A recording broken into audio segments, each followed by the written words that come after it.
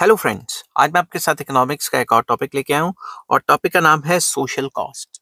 शुरू करने से पहले बता दूं कि इस चैप्टर का नाम है थ्योरी ऑफ कॉस्ट और इस चैप्टर के सारे लिंक्स आपको इस वीडियो की डिस्क्रिप्शन में मिल जाएंगे।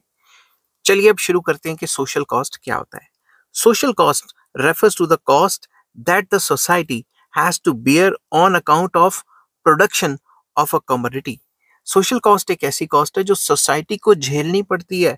अगर कोई भी गुड या सर्विस बनाना है, उसके लिए पूरी की पूरी सोसाइटी जो समाज है, उसको जो भी कॉस्टिंग या जो भी लागत या जो भी डिस्कम्फर्ट झेलना पड़ता है, उसे सोशल कॉस्ट कहते हैं। Social cost is a wider concept than private cost. ये जो सोशल कॉस्ट का कॉन्सेप्ट है, इसका जो स्कोप है वो बहुत ज्यादा है और इकोनॉमिक कॉस्ट या प्राइवेट कॉस्ट की जो हम डिस्कशन करते हैं उससे भी ज्यादा है। It is the sum total of all the cost incurred by the producer of a goods and services, जिसमें प्राइवेट कॉस्ट आ जाती है, and the cost experienced bye those who have to suffer because of the production of the commodity in terms of external costs। ये जो social cost है, ये किसको मिला के बनती है? ये प्राइवेट कॉस्ट को मिला के बनती है। प्राइवेट कॉस्ट क्या थी? जो भी प्रोड्यूसर्स को अपनी जेब से पैसा खर्च करना पड़ता था एक पर्टिकुलर गुड बनाने के लिए, और इस प्राइवेट कॉस्ट को इकोनॉमिक कॉस्ट भी कहा जाता है। ठीक है, जो भी पैसा खर्च होता है गुड्स या सर्विसेज बनाने के लिए, उस कॉस्ट को प्राइवेट कॉस्ट कहा जाता है। प्लस इसके अंदर सोशल कॉस्ट के अंदर वो कॉस्ट भी आ जाती है जो कि वो लोग जिन्होंने जिनका इस गुड से कोई लेना देना ही नहीं है, जो बाकी समाज में रहते हैं, ना उन लोगों ने ये बनाई, ना उन लोगों ने कंज्यूम करनी नहीं करनी कोई पता नहीं, तो उन लोगों को भी जो एक्सपीरियंस हुआ है, जो उनकी सफरिंग्स हुई हैं, जो उसके बदले उन्होंने पोल्यूशन वगैरह झेला है, ठीक है, in terms of air pollution, noise pollution या वाटर पोल्यूशन, वो जो कॉस्टिंग है, वो कॉस्टिंग भी इसमें आ जाती है। ठीक है, तो सोशल कॉस्ट क्या होता है? एक तो private cost plus external cost. External cost को मैं थोड़ा सा और डिटेल में डिस्कस करूंगा।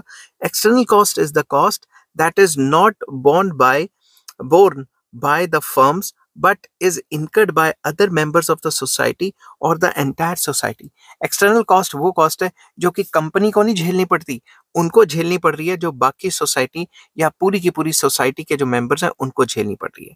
द कॉस्ट और the burden that the other members of the society have to bear arising out of production of the commodity is called negative externality।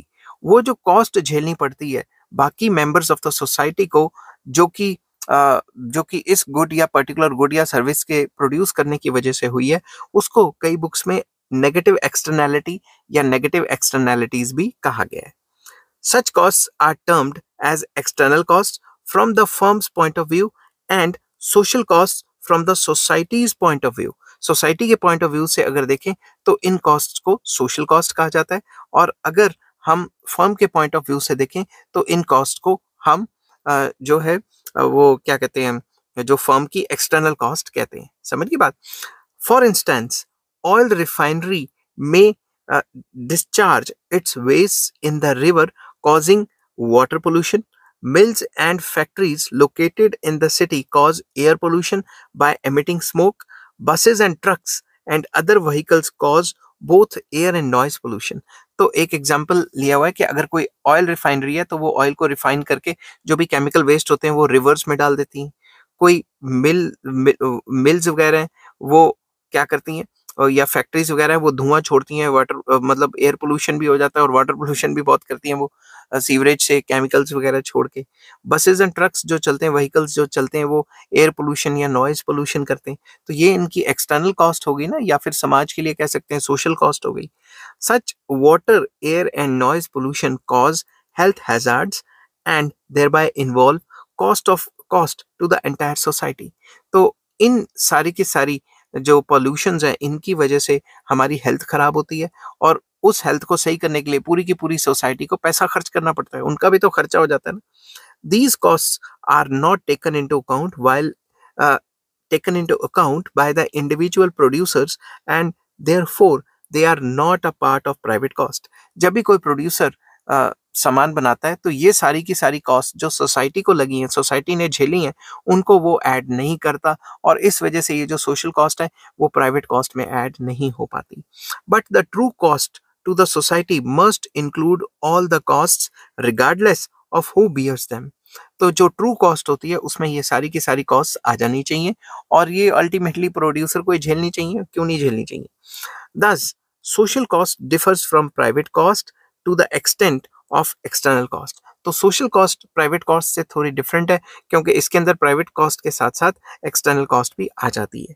However, it should be noted that producers do not take price and output decisions on the basis of social cost and real cost. आपको ये पता होना चाहिए कि real cost या फिर जो social cost है उसके बेस पे प्रोड्यूसर्स अपने प्राइस एंड आउटपुट के डिसीजंस नहीं लेते। वो सिर्फ इकोनॉमिक कॉस्ट या फिर जिसको हम कह देते हैं प्राइवेट कॉस्ट, उसके बेस पे ही डिसीजन लेते हैं कि उन्होंने कितनी क्वांटिटी बनानी है और कितना प्राइस रखना है। Instead they take these decisions on the basis of economic cost. तो सारे के सारे ये वाले डिसीजंस इकोनॉमिक कॉस्ट के थ्रू ही लिए जाते हैं। आई होप ये वीडियो आपको पसंद आई होगी। अगर पसंद आती है तो please like, share and subscribe. इस चैप्टर के सारे लिंक्स आपको इस वीडियो की डिस्क्रिप्शन में मिल जाएंगे। Take care, bye bye.